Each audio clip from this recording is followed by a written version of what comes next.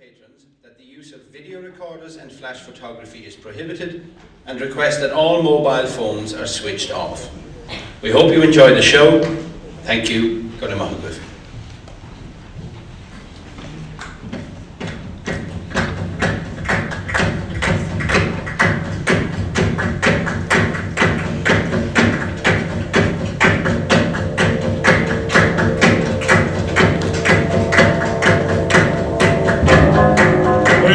We meet again in thunder, lightning, or in rain. When the hurly-burly is done, when the battle is lost and won. That'll be ere the set of sun. Where's the place? Upon the heat. There, to meet with Macbeth. I come, Grey Malkin. Had a cause of none. Fair is foul, and foul is fair. Hover through the fog and filthy air. Fair is foul, and foul is fair. Hover through the fog and filthy air.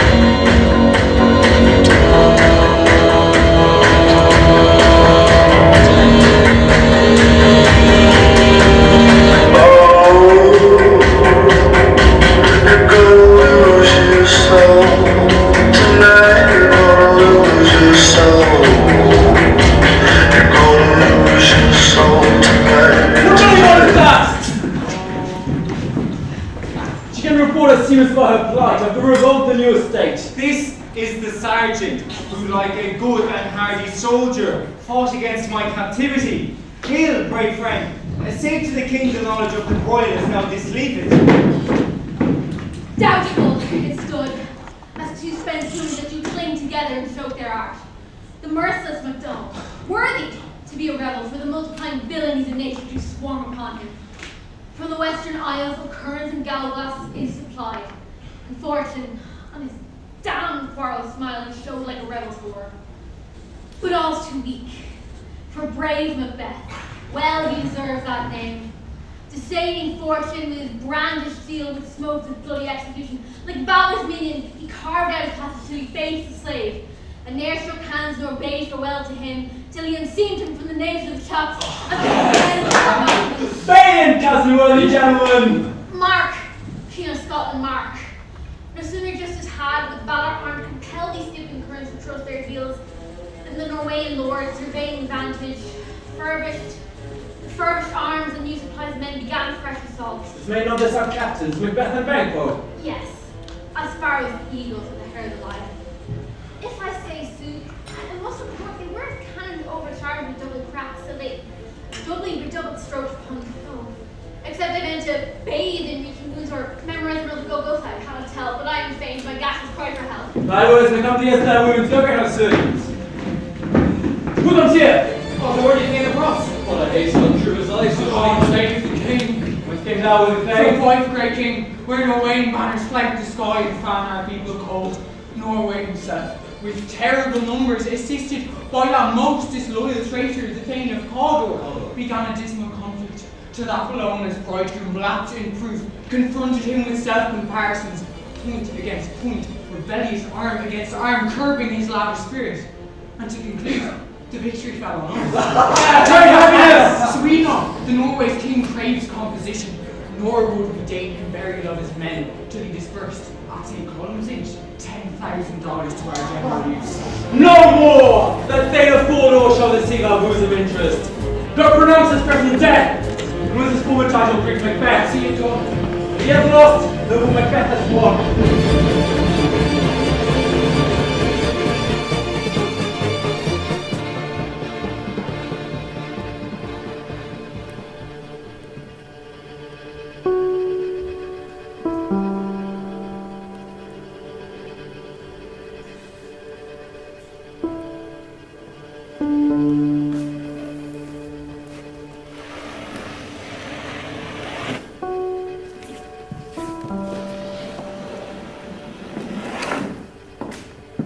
Where hast thou been, sister?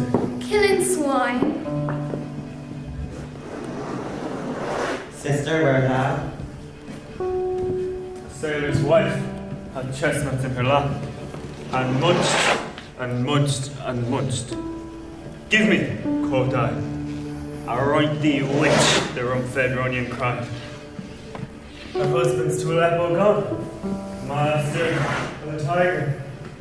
And in a sieve I'll hither sail like a rat without a tail. I'll do, and I'll do.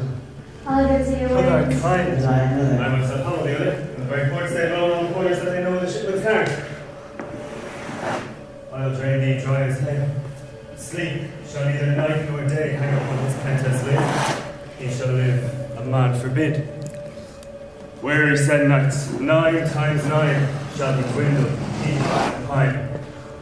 Though his back cannot be lost, yet it shall be tempest tossed. Look there. Oh, show me. Here I have a pilot's thumb wrapped from homeward. He A drum! Macbeth doth come.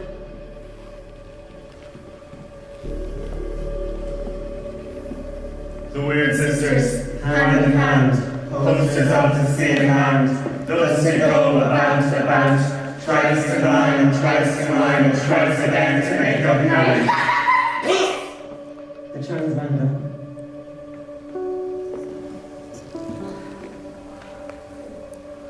So foul and fair a day I have not seen. How far is it called to forest? What are these? So withered and so wild and they're attired that look not like the inhabitant of the earth. And yet are on it. Live you? Or are you out that man may question? Oh, you seem to understand me. By each at once her choppy finger laying upon her skinny lips, you should be women. And yet your beards forbid me to interpret that you are so. speak, if you can. What are you? All hail Macbeth. Hail to thee, Thane of Glamis. All hail Macbeth. Hail to thee, Thane of Kildare. All hail Macbeth. Thou shalt be king hereafter. Oh, good sir. Why do you start and seem to fear things that do sound so fair?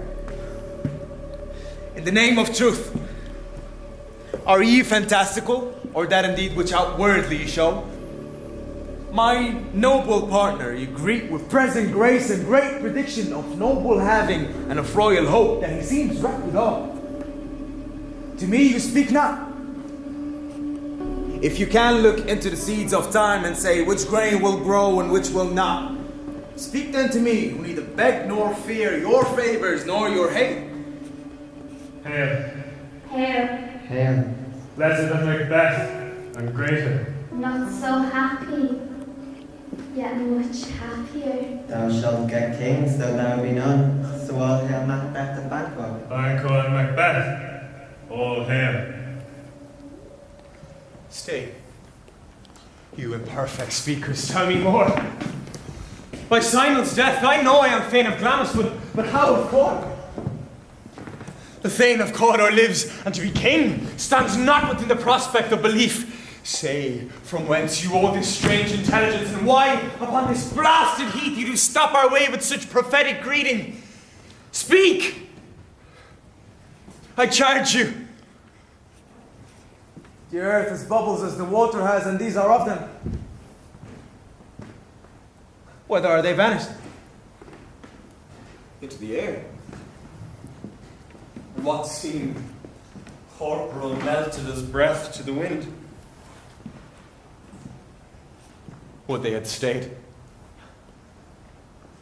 Were such things here as we do speak about? Or have we eaten on the insane root that takes the recent prisoner? Your children shall be kings. You shall be king. And Thane of Cawdor too, went it not so? Self-same tune and words. Who's there? The king had happily received Macbeth the news of thy success. And when he reads thy personal venture in the rebels' fight, his wonders and his praises do contend what shall be thine or his. Silence with that, and viewing over the rest of the self-same day he finds thee, in the stout Norwegian ranks, nothing afeard of what thyself didst make, strange images of death. As thick as hail came post to post, and every one did bear thy praises in his kingdom's great defence, and poured them down before him. We are sent by thee, our royal master, thanks only the hail And of thee. for an earnest of greater honour, he bade me from him call thee Thane of Cawdor. In which edition hail, most worthy Thane, for it is thine. What, can the devil speak true? The Thane of Cawdor lives. Why do you dress me in borrowed robes? Who is the Thane that lives yet? But under heavy judgment bears that life which he deserves to lose. Or he was combined with those in the Or did lie in the rebels with hidden help or advantage, or that with both he laboured in his country's wrack, I know not. Both treason's capital confessed and proved to have overthrown him. Glamis and Thane of Cawdor.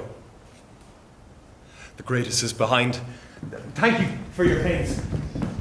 Do you not hope your children shall be kings when those that gave the Thane of Cawdor to me promise no less to them? That trusted home my yet and kindle the under crown, besides the Thane of Kildare. But this strange, and oftentimes to win us our harm. The instruments of darkness tell us truths, win us with honest trifles to betrays in deepest consequence. Cousins, a word I pray. Two truths are told as happy prologues to the swelling act of the imperial theme. I thank you, gentlemen.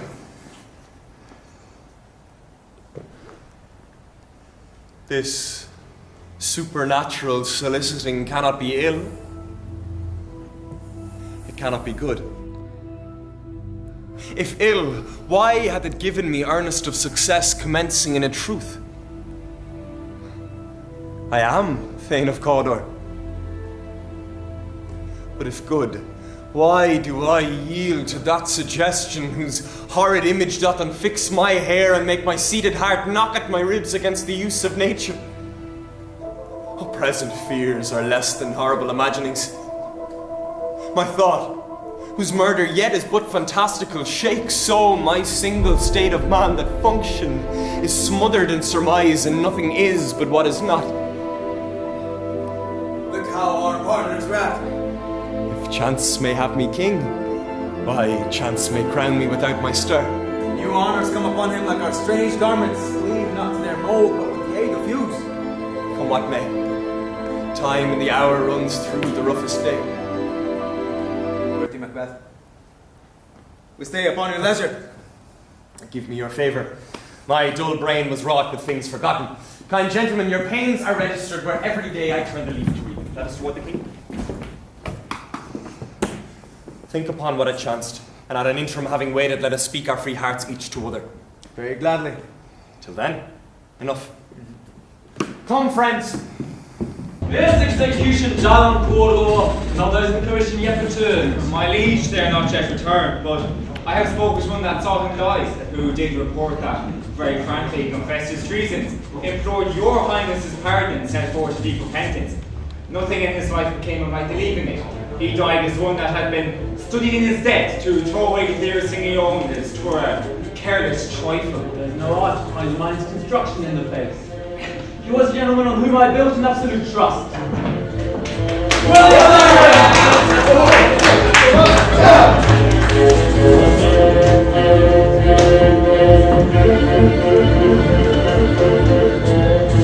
The sin of my ingratitude even now was heavy on me. Would thou hadst less deserved, though the proportion both of thanks and payments might have been mine.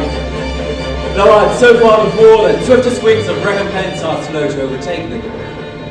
Only I am left to say, more is thy due than more than all can pay. The service and loyalty I do owe in doing it pays itself.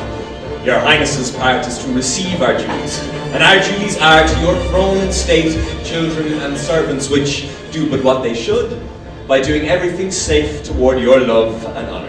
Welcome hither. I have begun to plant thee and will labour to make thee full of growth. Noble Banquo, thou hadst no less deserved, nor must be known no less to have done so. There, if I grow, the harvest is your own. Let me enfold thee and hold thee proud.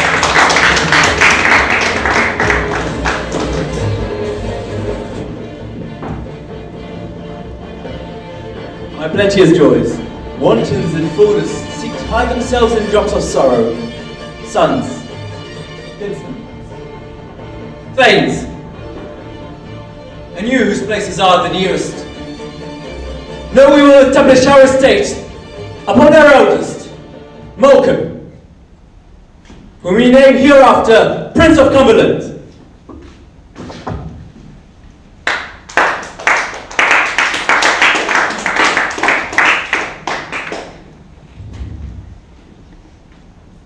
Which honour must not unaccompanied invest him only, but shine like stars on all deservers. From hence to less and find us further to you. The rest is labour which is not used for you. I'll be myself the harbinger and make joyful the hearing of my wife with your approach. So humbly take my leave. My worthy Cawdor.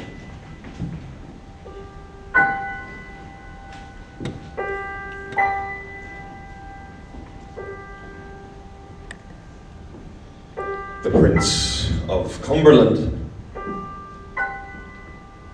That is a step on which I must fall down or else o'erleap, for in my way it lies. Stars, hide your fires. Let not light see my black and deep desires. The eye wink at the hand, yet let that be which the eye fears when it is done to see. True, worthy Banquo. He is full so valiant, and in his commendation I am fed. It is a banquet to me. Let's after him, whose carries on the fort to bid us welcome. It is a fearless.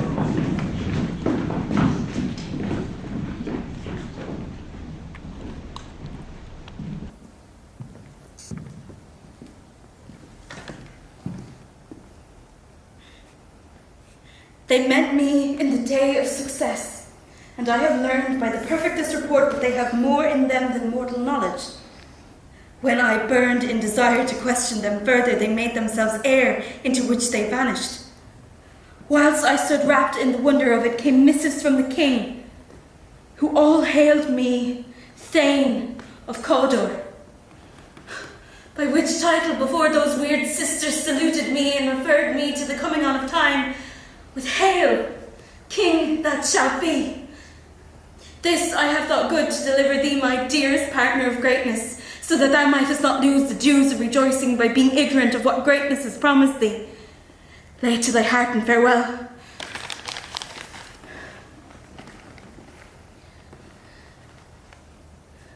Glamis, thou art, and Cawdor, and shall be what thou art promised. Yet do I fear thy nature.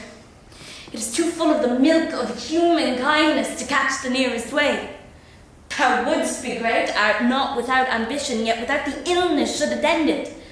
What thou wouldst highly, that wouldst thou holily, wouldst not play false, and yet would strongly win, thou'st have, great Glamis, that which cries thus, thou must do, if thou have it, and that which rather thou dost fear to do than wishes should be undone, hide thee hither, that I might pour my spirits in thine ear, and chastise with the valour of my tongue all that impedes thee from the golden round, which fate and metaphysical aid doth seem to have thee crowned withal.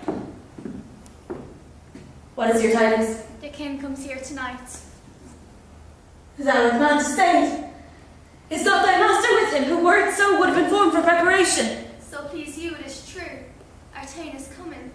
One of my fellows had the speed of him, who almost dead for breath, as scarcely mortal would make up his message. Give him tending. He brings great news.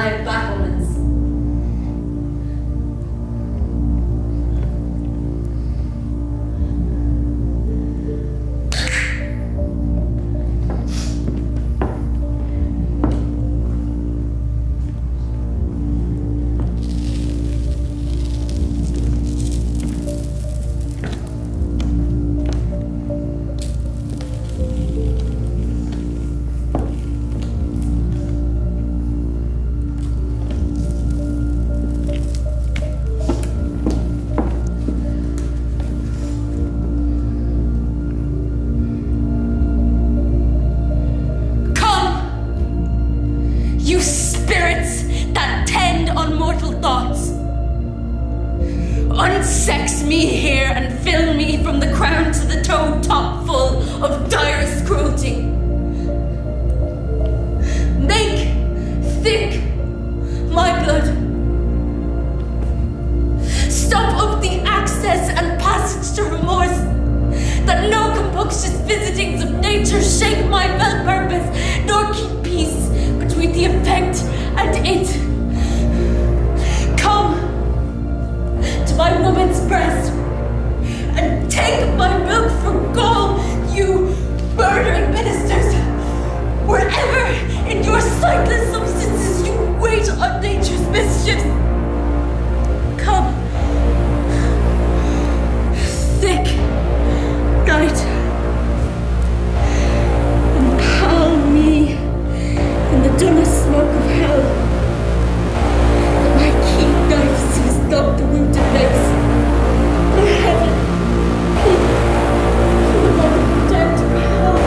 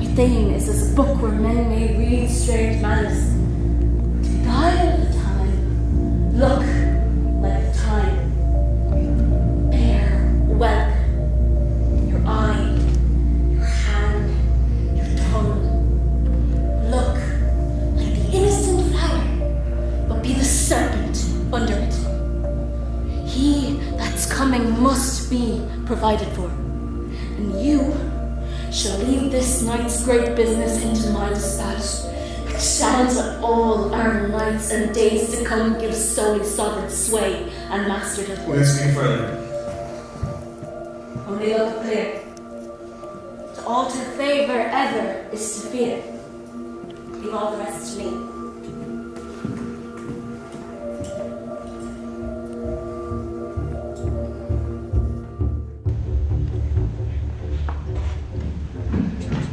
This castle has a pleasant seat. The air nimbly and sweetly recommends itself unto our gentle senses. This guest of summer, the temple haunting Martha does approve by his love missionary that the heaven's breath smells holy. No judging phrase, butlers nor coin of Venice, but this bird hath made his pented bed and procreant cradle, where they most breed and haunt. I have observed the air is delicate. See, our honoured hostess!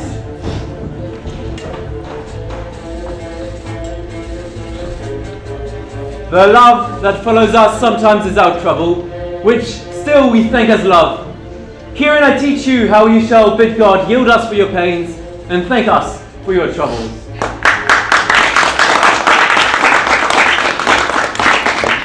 All our service, in every point twice done and then done double, were poor and single business to contend against those honours deep and broad wherewith your majesty loads our house.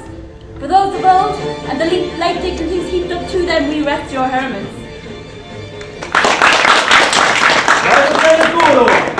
We crossed him at the heels and had business to be his purveyor. But he writes well, and his great love has brought him to his home before us. Fair and noble hostess, we are your guests tonight. May your servants ever have lived and fed and lived. Make your honor have your highness and have your skill to return well. Give me your hand. Conduct me to my host. We love him highly and shall continue our graces towards him. By your leave, hostess.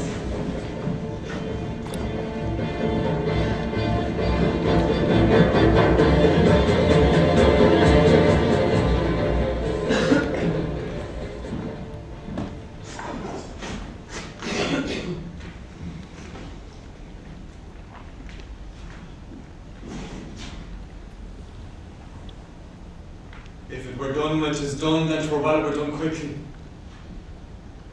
If the assassination could trammel up the consequence and catch with his surcease success. That but this blow might be the be-all and end-all here. But here upon this bank and shoal of time, we jump the life to come.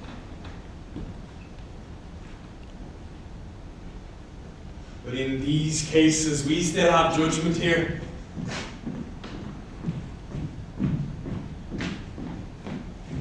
That we would teach bloody instruction, which being taught returned to plague the inventor. This even-handed justice commends the ingredients of our poison chalice to our own lips. He's here in double trust. First, as I am his kinsman and his subject, strong both against the deed, then as his host, who should against his murderer shut the door, not bear the knife myself. And besides, this Duncan had borne his faculty so meek, had been so clear in his great office, that his virtues would plead like angels, trumpet-tongued against the deep damnation of his taking off. And pity, like a naked newborn babe striding the blast, or heaven's cherubim, horsed upon the sightless couriers of the air, shall blow this horrid deed in every eye, that tears shall drown the wind. I have no spur to prick the sides of my intent, only vaulting ambition, which o'erleaps itself and falls on the other. And what news? He has almost supped. Why have you left the chamber? Have you asked for me? No, you not. He has. We will proceed no further in this business. He hath honoured me of late, and I have bought golden opinions from all sorts of people which should be worn now in their newest gloss, not cast aside so soon. Was the hope drunk wherein you dressed yourself? Has it slept since? Makes it now to look so green and pale upon what it did so freely, but this time, such I account thy love. And thou afeared to be the same in thine own act and valour as thou art in desire. Wouldst thou seemst the ornament of life, a little coward in thy own esteem, letting I dare not wait upon a good, but the poor cat in the alley. Pretty peace. I dare do all that may become a man. Who dares do more is not. What beast was it then that made you break this enterprise to me?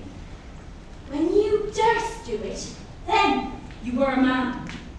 And to be more than what you were, you would be so much more the man. Nor time, nor place did then adhere, and yet you would make both what they have made themselves, and that their fitness now does unmake you. I have given suck, and know how tender 'tis to love the babe that milks me. I would, when it was smiling in my face, have plucked my nipple from his boneless gums and dashed the brains out. Had I so sworn as you have to this? If we should fail. Fail. But screw your courage to the sticking place and will not fail. When Duncan is asleep, where to the rather shall his day's hard journey soundly invite him, his two chamberlains were I, with wine and wassail, so convinced that memory, the warder of the brain, shall be a view, and the receipt of a reason a limit only. When in swinish sleep their drenched natures lie as in a death, what cannot you and I perform upon the unguarded Duncan? What not put upon his spongy officers, who shall bear the guilt of our great quell? Bring forth men, children only, for thy undaunted metal shall produce nothing but males. But will it not be received when we have marked with blood the sleepy two of his own chamber and use their very daggers that they have dumped? Who dares see the other, as we shall make our griefs and clamours roar upon his death? I am settled, and bend up each corporal agent to this terrible feat. Away, and mock the time of fairest show. False face must hide what the false heart doth know.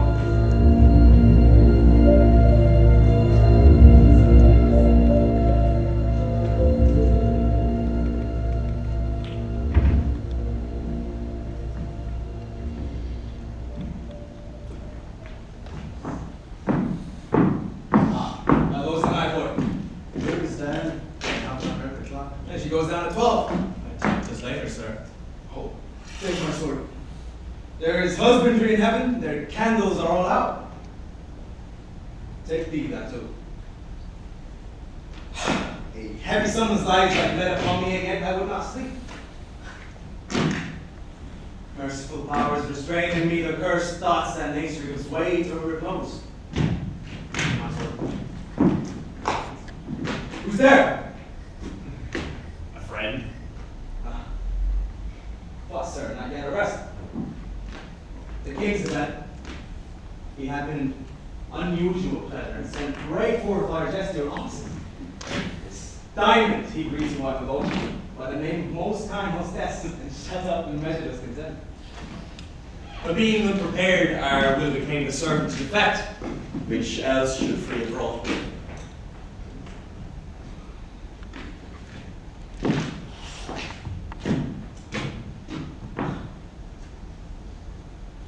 All's well. I dreamt last night of the three weird sisters. Well, to you they have shown some truth. I think not often. Yet, when we can entreat an hour to serve, we should spend it in some words upon that business, if you grant time. At your kindest leisure. If you shall cleave to my consent when 'tis, it shall make honour for you. So I lose not in seeking to augment it, but still keep my bosom franchise and allegiance clear. I shall be counselled. Good. Repose the while. I serve them likes to you. Go get that mistress. My drink is ready, should strike upon the bell. Get into bed.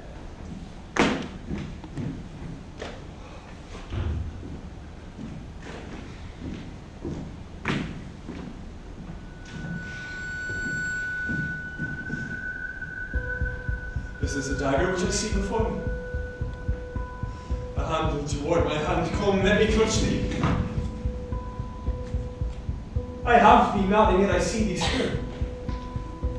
Art thou not fatal vision as sensible to feeling as to sight? Or art thou but a dagger of the mind, a false creation proceeding from the heat of present brain? I see thee yet, in form as palpable as that which now I draw. Thou marchest me the way that I was going, and such an instrument I was to use. Mine eyes are made fools of the other senses, or else work all the rest.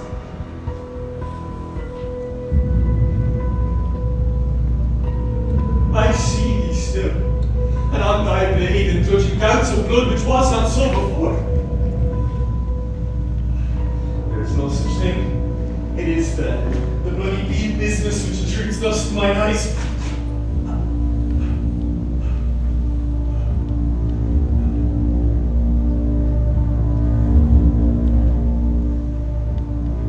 Now o'er the one half world nature seems dead, and wicked dreams abuse the curtained sleep. Witchcraft celebrates pale Hecate's offerings, and withered murder alarmed by his sentinel, the wolf whose howls is watched thus with his stealthy pace. With Tarquin's ravishing strides towards his design moves like a ghost. Thou sure and firm set earth, hear not my steps, which way they walk for fear. Thy very stones prate of my whereabouts, and take the present horror from the time which now suits with it.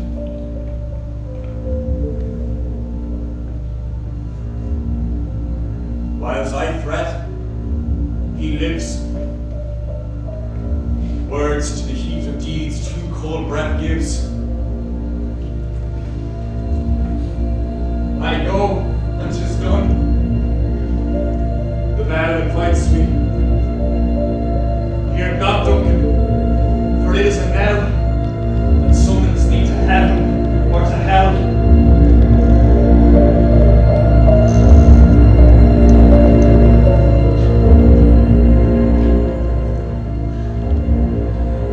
That which had made them drunk had made me bold. What had quenched them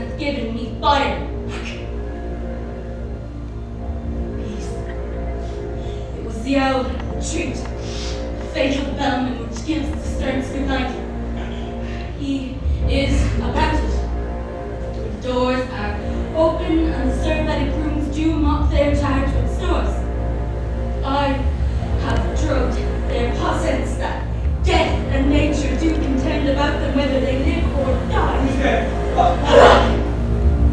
am afraid I am wait. She's not done yet.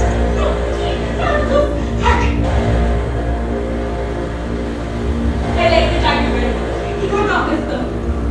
I did not resemble my father as he slept on them.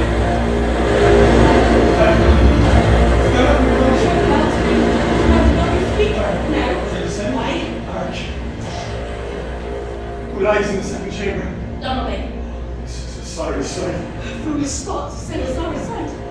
These ones did laugh and sleep and one cried murder that they did wake each other. I stood and heard them, but they did say their prayers and trust them again to sleep. There are two dogs together. One cried, God bless us, and amen, the other as they had seen me with these hangman's hands, listening their fear, I could not say amen when they did say God bless us. Consider it nonsense. But wherefore do I not pronounce amen? I have the most need of blessing, and amen stuck in my throat. These deeds must not be thought after these ways, so it will make us mad. Methought I heard a voice cry, sleep no more, Macbeth does murder, sleep, the innocent sleep, sleep that knits up the ravelled sleeve of care, the depth of each day's life, sore neighbour's path, balm of hurt minds, great nature's second course, chief nourisher, nice be still. You cried sleep no more, till all the house glamours and murdered sleep, and therefore Calder shall sleep no more, Macbeth shall sleep no more. Who was it that thus cried? Why were these dare you to unbend your noble strength to think so great thickly of things? Go get some water and wash them. Why did you bring these daggers from the place?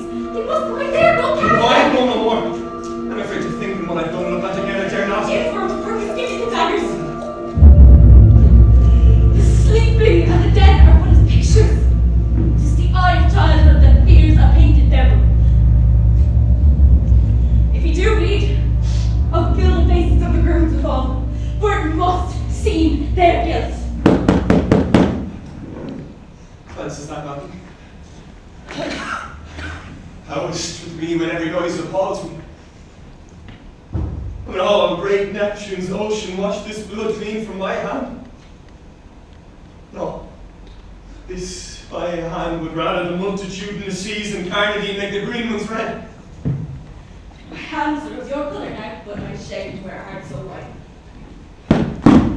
Hey, Nobby, at the south entry, retired we to our chamber. A little water clears us of the sea. How easy is it then? Your constancy hath left you unattended.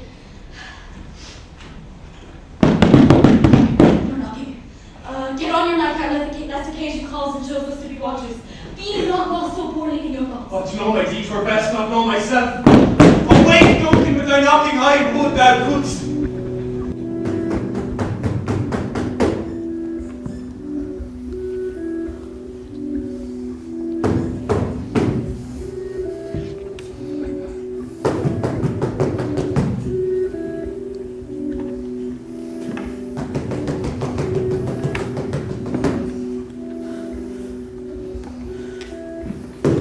Here's a knocking indeed.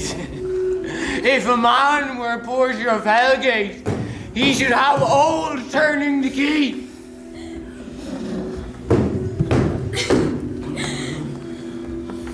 Knock, knock, knock. Who's there in the name of Beelzebub? Here's a farmer who hanged himself on the expectation of plenty. Come in, time server. Have napkins enough about you. Here, you sweat forth. Knock, knock. Who's there in the other devil's name? Faith, here's an equivocator. Come here. Who committed treason enough for God's sake, yet could not equivocate to heaven. Oh, come in, equivocator. Knock, knock, knock. Who's there? Faith, here's an English tailor come hither for stealing out of a French nose. Come in, tailor. Here you may roast your goose.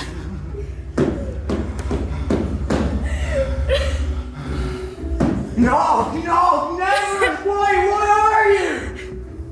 But this place is too cold for help. I am devil poetry no further. I am taught to study some of all professions that go the primrose way to the everlasting bond.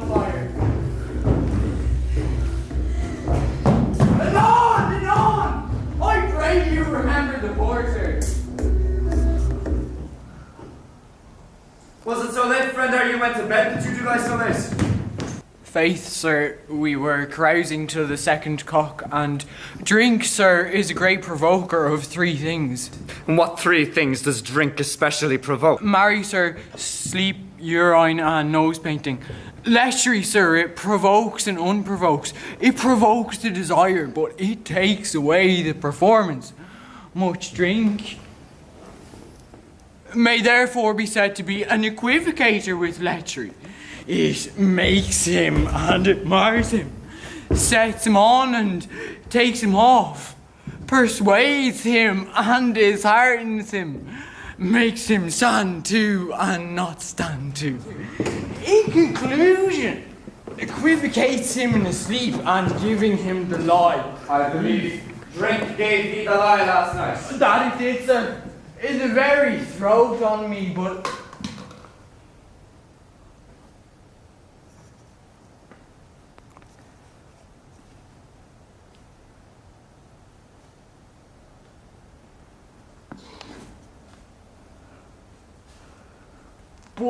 I requited him for his lie, and I think... Is thy master stirring? Your knocking has waked him. Here he comes.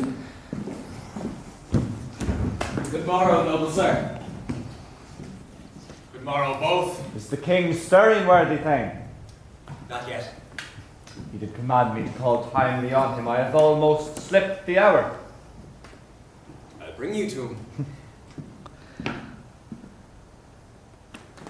I know this is a joyful trouble to you, but yet 'tis one. The labour we delight in physics pain. This is the door.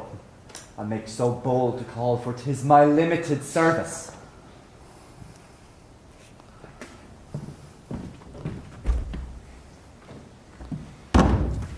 Goes the king hence today?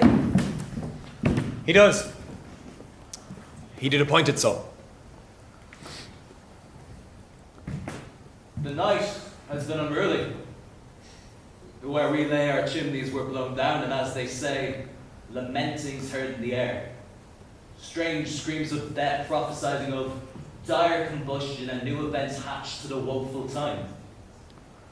The obscure bird clamoured the livelong night. Some say the earth was feverous and did shake. It was a rough night. My young remembrance cannot parallel a fellow to it. Horror. Horror. Horror. Tongue nor heart cannot conceive or name thee. What's the matter? Confusion now hath made his masterpiece. Most sacrilegious murder had broke up the Lord's anointed temple and stole thence the life of the building. What is to say the life? Mean you, his majesty? Approach the chamber and destroy your sight with a new Gordon. Do not bid me speak. See and then speak yourselves. Awake! Awake! Ring the alarm bell. Murder and treason! Banquo and Donalbain! Malcolm, awake! Shake off this downy sleep that's counterfeit and look on death itself! Up! Up and see the great doom's image! Banquo and Donalbain, as from your graves, rise up and walk like sprites to countenance this horror! What's the business that such a hideous trumpet calls to parlay the sleepers of the house?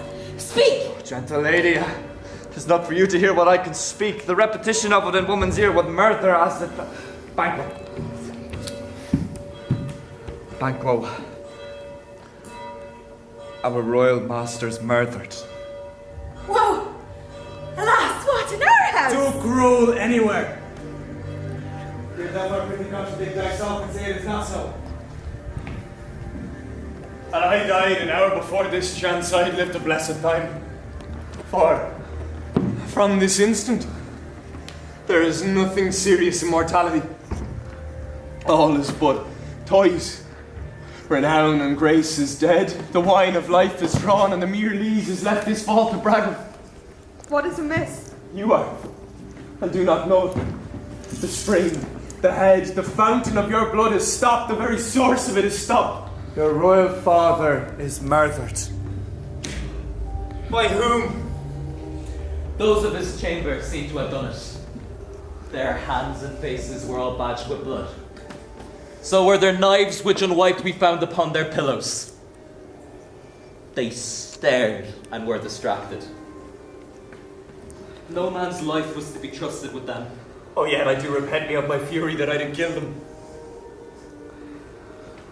Wherefore did you so?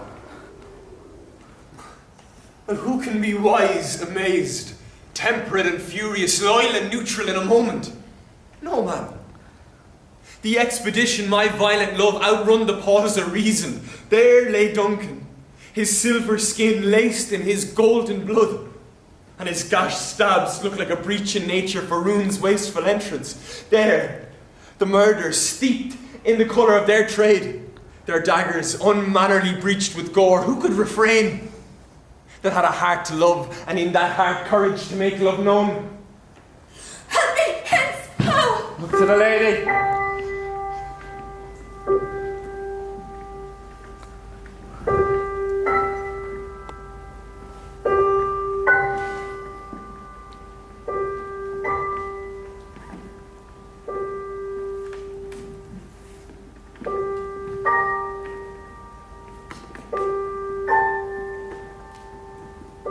Look to the lady. And when we have our naked frailties hid that suffer in exposure, let us meet and question this most bloody piece of work to know it further. Fears and scruples shake us. In the great hand of God, I stand intense against the undivulged pretense. I fight of treasonous malice. And so do I. So all. Let's briefly put on manly readiness and meet at the hall together. Well contented. Well contented. Well contented.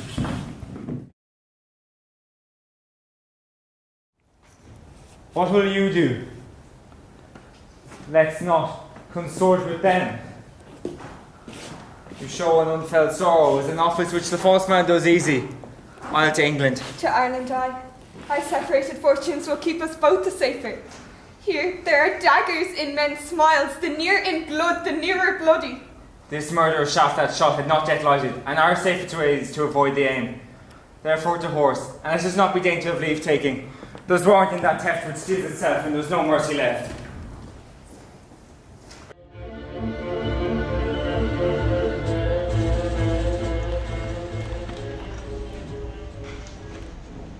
Three, 4, and 10 I can remember well, within the volume of which time I have seen hours dreadful and things strange. But this sore night is trifled for my knowings. Ah, good father, thou seest the heavens as troubled with man's axe threatens his bloody state. Why the clock 'tis day, and yet dark night strangles the travelling lamp. It's night's predominance or the day's shame that darkness does the face of earth entomb when living light should kiss it. 'Tis unnatural, even like the deed that's done. On Tuesday last, a falcon, towering in her pride of place, was by Mousinghow hooked at And Duncan's horses, a thing most strange, uncertain, beauteous and swift, the minions of their race turned wild in nature, flung their souls, broke out, contending against obedience as they would make war with mankind. Said they ate each They other. did so, to the amazement of mine eyes that looked upon it. Oh, here comes the good Macbeth. How goes the world, sir, now? As why see you not? Is no one who did this more than bloody deed? Those that Macbeth had slain. Alas the day, what good could they pretend? They were suborned. Malcolm and Donalbain, the king's two childs, are stolen away and fled, which puts upon them suspicion of the deed. Against nature still, thriftless ambition that would raven up thine own life's means, and 'tis most like the sovereignty will fall upon Macbeth. He is already named and gone to Scone to be invested, Very Duncan's body. carried to Kilcullen, the sacred storehouse of his predecessors and guardian of their bones. Were you to Scone? No cousin, I'll to 5. Well, I'll do it. Well, then you see things well done there. That's their old ropes is easier than our new. Very well, good father. God's medicine go with you, and with those that will make friends of foe, and good of bad.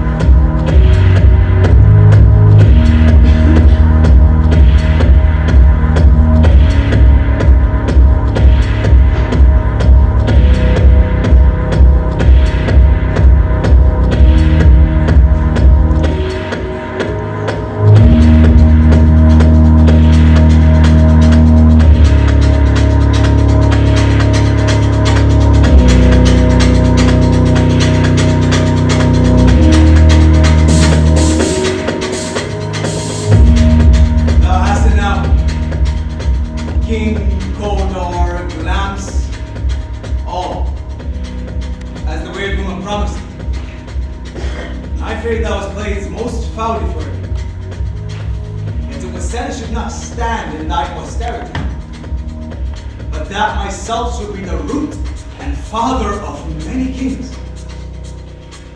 If there come truth from them, as upon thee, Macbeth, their speeches shine, why? But the verities on thee made good, may they not be my oracles as well? Set me up in hope. Hush no more. Here's our chiefest guest. If you had been forgotten, it would have been a death in our great feast, with all things over. Tonight we hold a solemn supper, sir, and I request your presence. Your Highness command upon me to which my duties and with the most insoluble time forever knit. Writing this afternoon. We should have asked desired your good advice, which has been both brave and prosperous in this day's council, but we'll take tomorrow. As far you lay. As far, my lord, as will fill up the times of existence supper. Fail not our feast. I will not. We here, our bloody cousins, are bestowed in England and in Ireland, not confessing their cruel parasite, filling their hearers with strange invention, but of that tomorrow, and therewithal we shall have cause of state craving us jointly. Hie you to your horse, adieu, till you return it. Go stay on. Aye, my good lord. Our time does that once. I wish your horses swift and sure of foot, and so I do commend you to their backs. Farewell. Let every man be the master of his time till 7 at night. To make society the sweeter welcome, we shall keep ourselves till supper time alone. Well then, God be with you. God be with you. God be with you.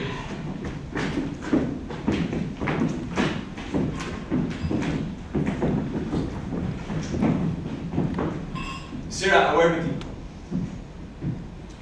Attend those men our pleasure. Aye, with the Thomas Gate. Bring them before us.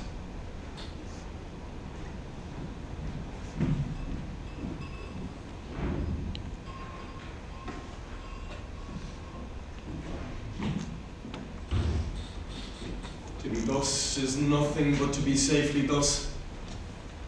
Our fears in Banquo stick deep, and in his royalty of nature reigns that which would be feared. 'Tis much he dares.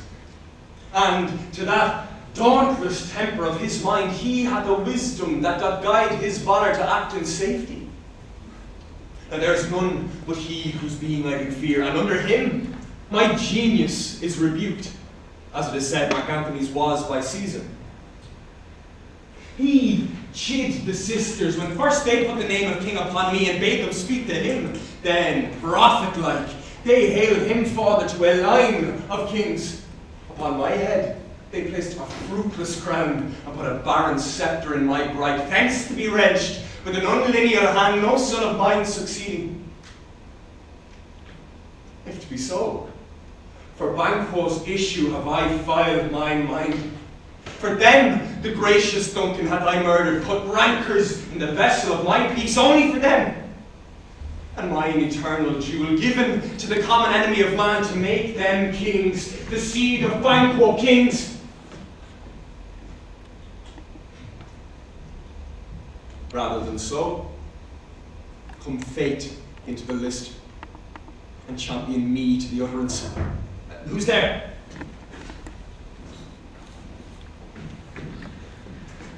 Now, go to the door and stay there till you call. Was it not yesterday we spoke together? It was so, please your highness. Well then, now have you considered of my speeches? Know that it was he in times past which held you so under fortune which you had thought had been our innocent self.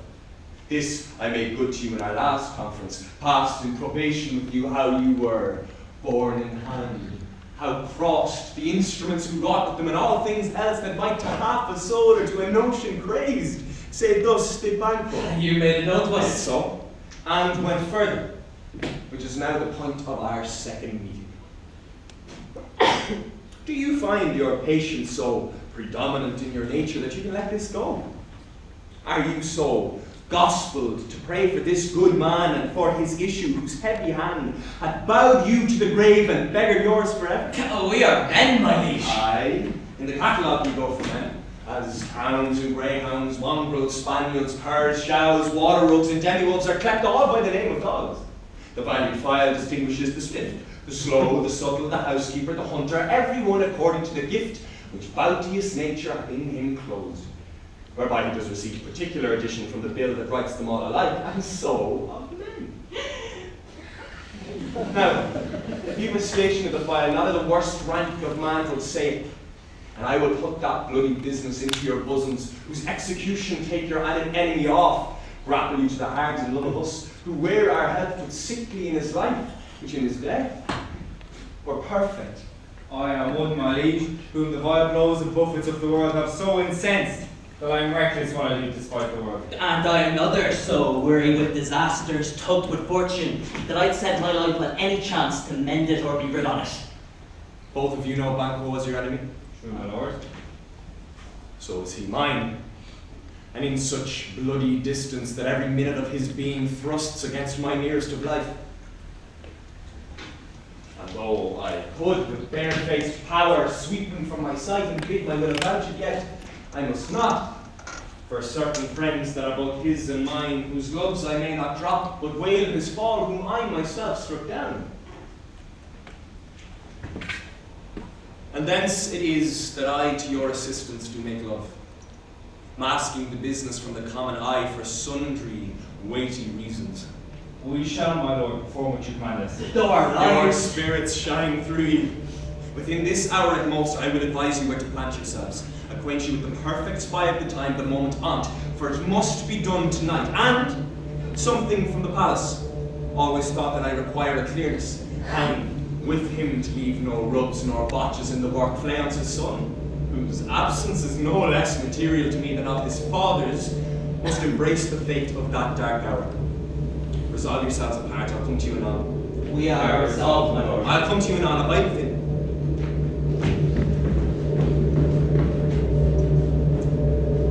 It is concluded. Banquo, thy soul's flight, if it find heaven, must find it out tonight. Is Banquo gone for good? Aye, madame. Returns again tonight. Say to the king I would attend his leisure for a few words. I will, madame.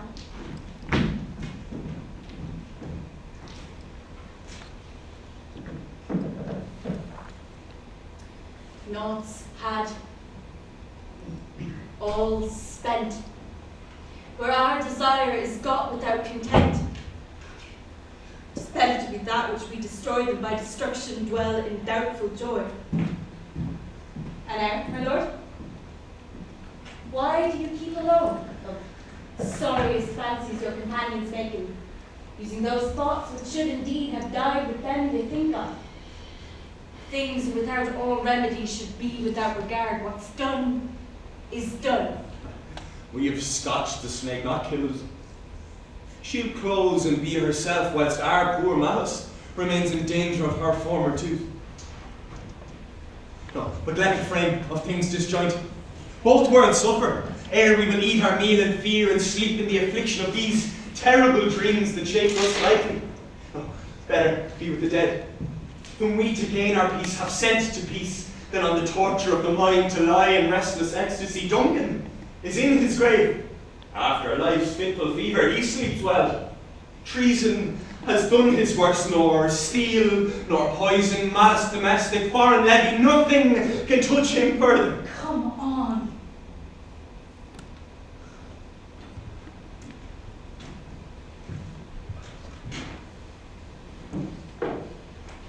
Gentle, my lord. Sleek o'er your rugged looks. Be bright and jovial amongst your guests tonight. So shall I live.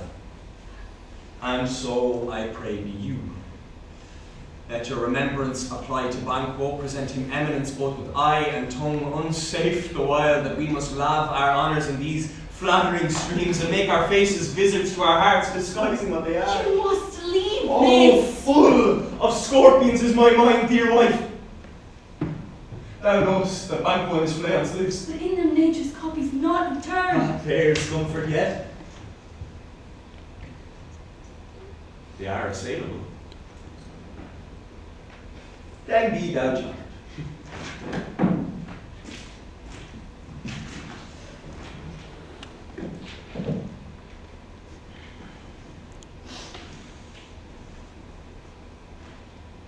ere the bat had flown his cloistered flight, ere to black Hecate summons the shard-born beetle with his drowsy hums hath rung night's yawning peal. There shall be done a deed of dreadful note. What's to be done? Be innocent of the knowledge, dearest Chuck, till thou applaud the deed. Come, sealing night, scarf up the tender eye of pitiful day, and with thy bloody and invisible hand cancel and tear to pieces that great bond which keeps me pale. Light thickens, and the crow makes wing to the rooky wood. Good things of day begin to droop and drowse, while night's black agents to their praise do rouse. Thou marvelst at my words, yet hold thee still. Things bad begun make strong themselves by ill, so prithee, go with me.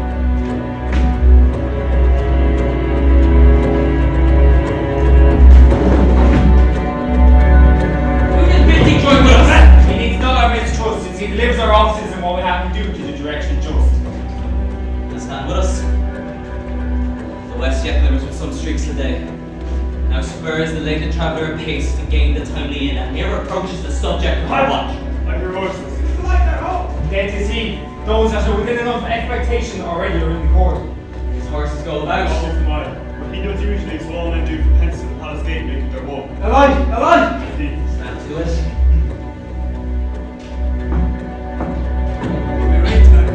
Let it come down!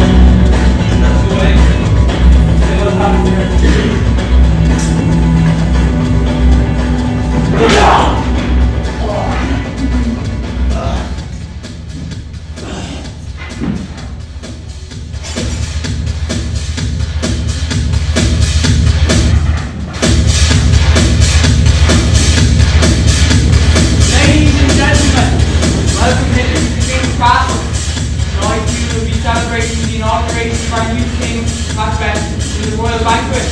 Looking for you, the king has kindly invited four ordinary common people to join us at this banquet. So please, I have four volunteers to join us for this feast. Come on now. Don't have to use this. You have no people who want to join the king. It's an honor.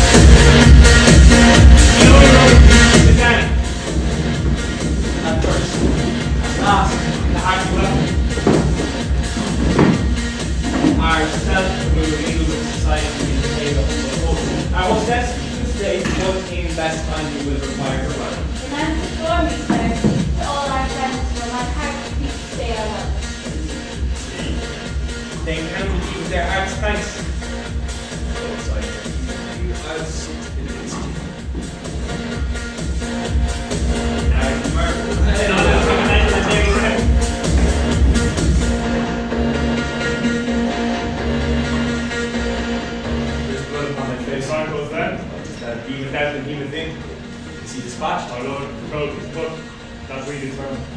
Thou art the best of the cutthroats. Yet he's good that did the like for flails. If thou didst, thou art the non-pariah. Well, sir, Cleon's escaped. Then comes my food again. Aye, that's imperfect. Oh, as the marble founded as the rock, as broad and general as the casing air, but now, we're capped, cribbed, confined, bounded to saucy doubts and fears. But Banquo is safe. Taking the ditch he lies with 30 trench gashes in his head. The least to death to nature. Thanks for that. There the grown serpent lies. The worm that's fled had nature in him that in time will venom breed no teeth for the present. There he gone. Tomorrow we'll hear ourselves again. Lord, Lord, not with fear. He's so that it's off the couch. To give him welcome. To feed were best at home, from thence the sauce for meat is ceremony. Meeting were bare without it. Sweet remembrance. Let good digestion wait on appetite and health to rumble. Here had we now our country's honour rude, in the gracious person of our Banquo present, whom may I rather challenge for unkindness than pity for mischance. His absent sir lays blame upon his promise. Feed your eyes, gracious with your well company. Let's take the school. Here is the place reserved, sir. Where? You're there, my lord. Why stand you so amazed? Which one of you have done this? What, my good lord? Thou canst not say I did it. Never shake thy gory locks at me. Gentlemen, boys, I did not well. Worthy friends, my lord is often thus and hath been from his youth. I pray, keep seat. The fit is momentary. Upon a thought, he will again be well. If much you note him, you shall offend him and extend his passions. Feed and regard him not. Are you a man? Aye, and a bold one that dareth on that which went upon the devil. Proper stuff. This is the very painting of your fear. This is the air-drawn dagger which you sent Lenny to Duncan. These flaws and starts, impostors to true fear, were well become a woman's story and a winter's fire authorized by her grandam. Shame itself. Why do you make such faces when all done you look but on a stool? Really? See there. Behold. Look. How say you? What? Why care I? If Charnel houses and our graves must send those that we bury back, our monuments should be the moths of kites. I told that in folly. I stood here. I saw you. Hide for shame. Blood hath been shed ere now in the olden time, ere human statue purged the gentle wheel. Aye, but since two murders have been performed too terrible for the ear. The times have been that when the brains were out, the man will die at their end. But now, they rise with 20 mortal murders on their crowns and push us from our stools. This is more strange than such a murder is. My royal lord, your worthy friends do lack you. I do forget. Do not muse at me, my most worthy friends. I have a strange infirmity which is nothing to those that know me. Come, love and health to all. Then I'll sit down. Give me some wine. Fill full. I drink to the general joy of the whole table, and to our dear friend Banquo, whom we miss would he were here. To all, and him we thirst, and all to all. All to all. Avaunt and quit my sight. Let the earth hide thee. Thy bones are marrowless, thy blood is cold. Thou hast no speculation in those eyes which thou dost glare with. Think of this, it appears but as a thing of custom. 'Tis no other, only it spoils the pleasures of the time. And there, I, Jim. Approach thou like the rugged Russian bear, the armed rhinoceros, or the hardened tiger, take any shape but that, and my firm nerves shall never tremble, or be alive again, and dare me to the desert with thy sword. If trembling I inhabit then, protest me, the baby of a girl. unreal mockery, hence!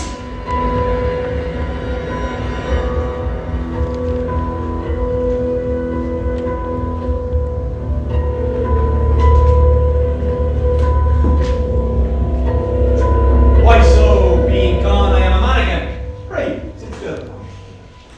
You have displaced the mirth, broke the good meeting with most admired disorder. But can such things be? And overcome us like a summer's cloud without our special wonder? You make me strange, even to the disposition that I owe, and now I think you can behold such sights, and keep the natural ruby of your cheeks when mine are blanched with fear. What sights? I pray you speak not. He grows worse and worse, question enrages him, and once good night. Stand not upon the order of your going, go at once! A good night and better health towards your highness. Kind good night to all.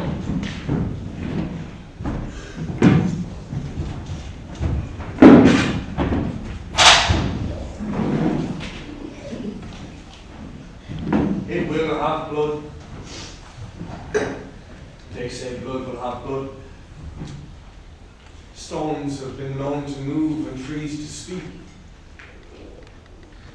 Augurs and understood relations have by magpies and chows and rooks brought forth the secretest man of blood. What is the night? Almost at odds with the morning. How sayest thou that Macbeth denies his person at our great bidding? Did you send to him, sir? I hear by the way. But I will send. There's not a one of them within this house I keep a servant feed. I will tomorrow. And betimes I will to the weird sisters. More shall they speak, for now I am bent to know by the worst means the worst. For mine own good all causes shall give way.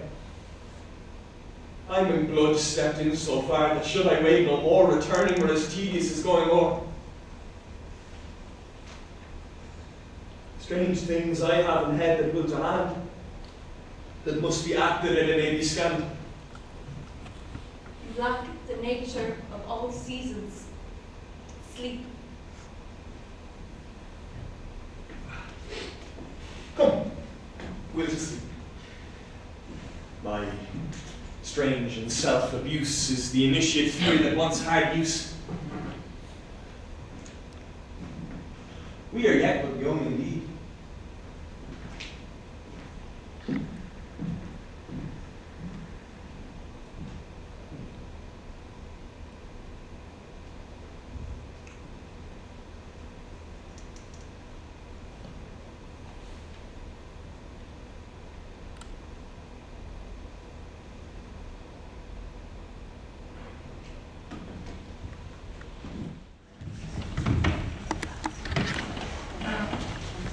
My former speeches have but hit your thoughts, which cannot hurt further.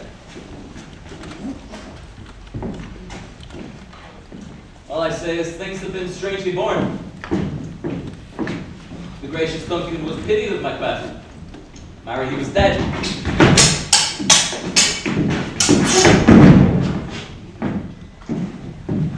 The right valiant Banquo walked too late, whom you may say would please you. Fleance killed for Fleance fled.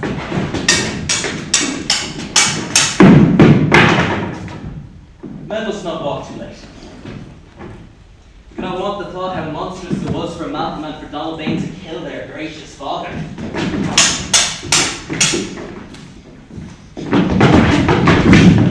Damned it, but how it did grieve Macbeth. Did he not straight in pious rage the two delinquents tear that were the slaves of drink and trolls sleep? Was that not nobly done? Aye, and wisely too. For it would have angered any heart alike to hear the two men deny it.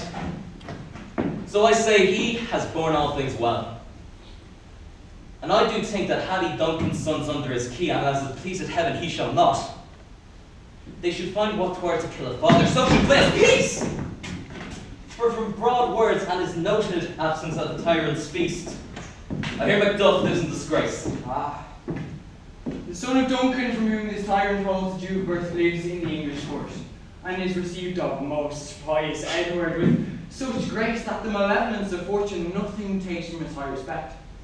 Thither Macduff is gone to pray the king upon his holy aid, to wake Northumberland and warlike Stuart, that by the help of these, with him above to ratify our work, we may again give to our tables meat, sleep to our nights, free from our feasts and banquets bloody knives, do faithful homage and receive free honours, all which we pine for now. Aye. And this report hath so exasperated the king that he now prepares for some attempt at war. Send thee to Macbeth! And with an absolute certain how the cloudy messenger brings me his back and comes.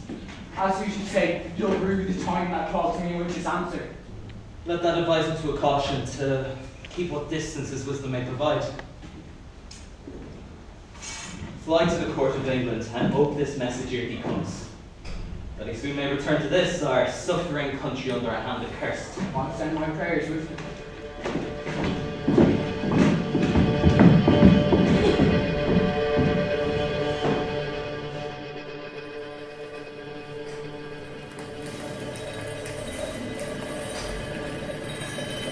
Christ, the brinded calf hath mewed. Thrice, and once the hedge pig whined. Harper cries, 'tis time, 'tis time. Round about a cauldron go, in the poisoned entrails troll. Toad, the undercold stone, days and nights as 31, swelter the venom sleeping gods. Bow down first, in the charmed pots. Double, double, toil and trouble, fire burn, cauldron bubble. Flint some fell snake, in the cauldron boil and break. Eye of meat and toe of frog, wool of bat and tongue of dog. Adder's fork and blind worm's sting, lizard's leg and howl's wing. For a charm of powerful trouble, like a hell brought boil and bubble. Double, double, toil and trouble, fire burn, cauldron bubble. Scale of dragon, tooth of wolf, witch's money, maw and goof of the ravine, salt sea shark. Witches hemlock, diggle the dark, liver all blaspheme and Jew, gall of goat and slits of yew slivers in the moon's eclipse.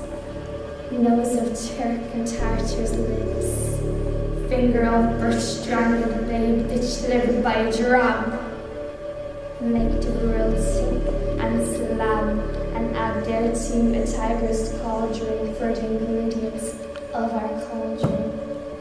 Double, double, toil and trouble, fire burn and cauldron bubble.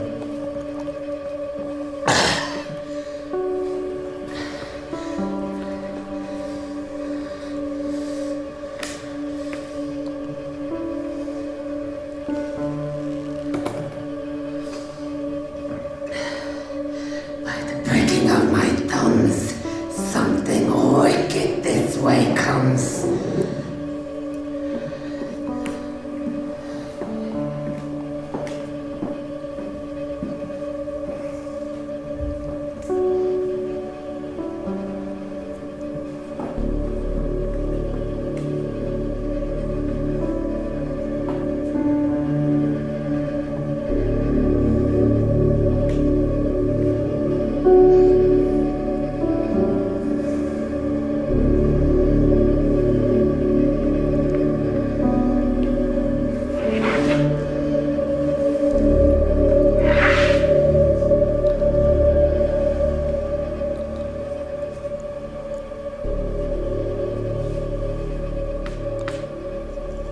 How now?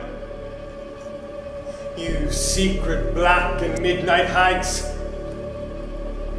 I conjure you by that which you profess, howe'er you come to know it. Though you untie the winds and let them fight against churches, though the yesty waves confound and swallow navigation up, though bladed corn be lodged and trees blown down, though castles topple on their warders' heads, though palaces and pyramids do slope their heads to their foundations, Though the treasure of nature's Germans tumble all together, even till destruction sicken, answer me to what I ask you.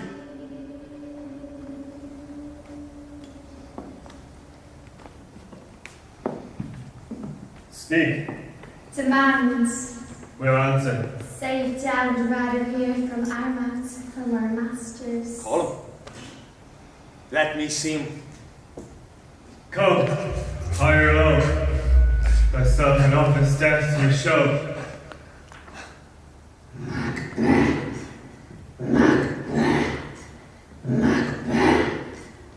Beware Macduff, beware the pain of life. Dismiss me, enough. Whatever thou art for thy good caution, thanks. Thou hast harped my fear aright. But one word You will more. not be commanded. Here's another, more potent than the first.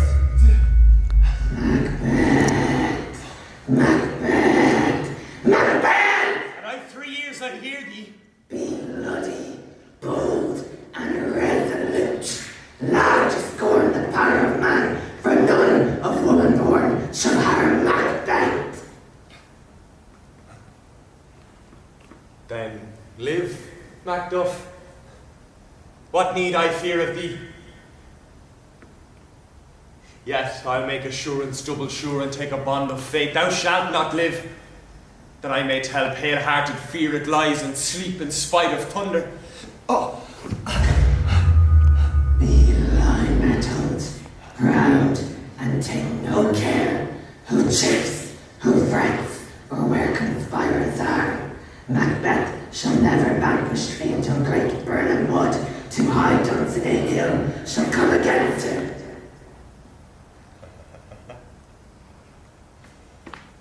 That will never be. Who can impress the forest, bid the tree unfix his earthbound roots, sweep movements good? Rebellion's head rise, never to the wood of Burnham rise, and our high-placed Macbeth shall live the lease of nature, pay his breath to time and mortal custom. Yet my heart throbs to know one thing. Tell me, if your art can tell so much, shall Banquo's issue ever reign in this kingdom? Seek to know no more. No, I will be satisfied. Deny me this, and an eternal curse fall on you.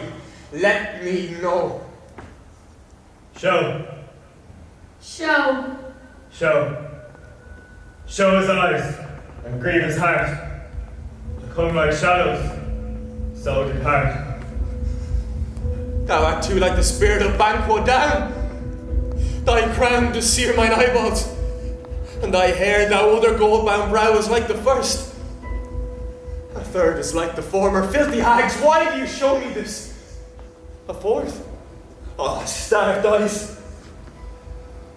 What, will the lines stretch out to the crack of doom? Another yet, a seventh. Oh, horrible sight. And yet the eighth appears, who bears a glass which shows me many more. And some I see with two full balls and treble sceptres carry horrible sight.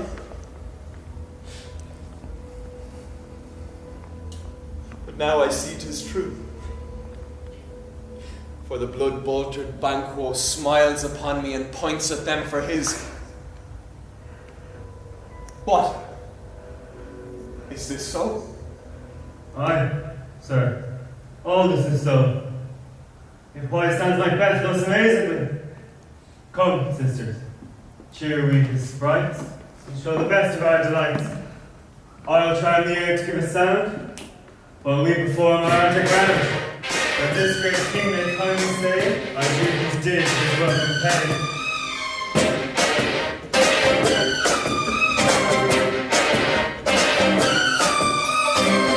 Baby, can't you see I'm calling? A guy like you should wear a warning. It's dangerous, I'm falling. There's no escape, I can't wait. I need a hit, baby, give me it.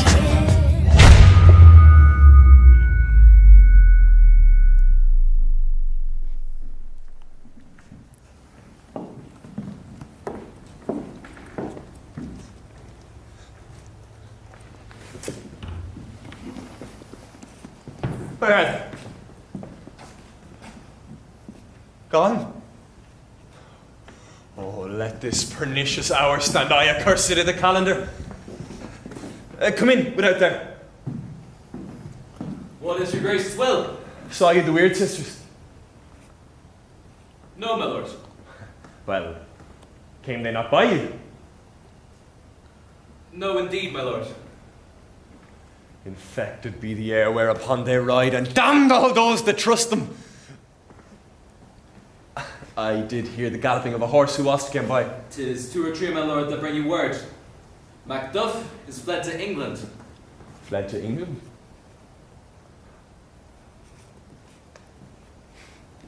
Time. Thou anticipates my dread exploits. The flighty purpose is ne'er overtook unless the deed go with it. From this moment, the firstlings of my heart shall be the firstlings of my hand, and to crown my thoughts with acts, be it thought and done. The castle of Macduff I will surprise, seize upon Fife, give to the edge of the sword his wife, his babes, and all unfortunate souls that trace him in his line. No boasting like a fool. This deed I'll do before this purpose cool, but no more sights. Where are these gentlemen? Come, bring me where they are.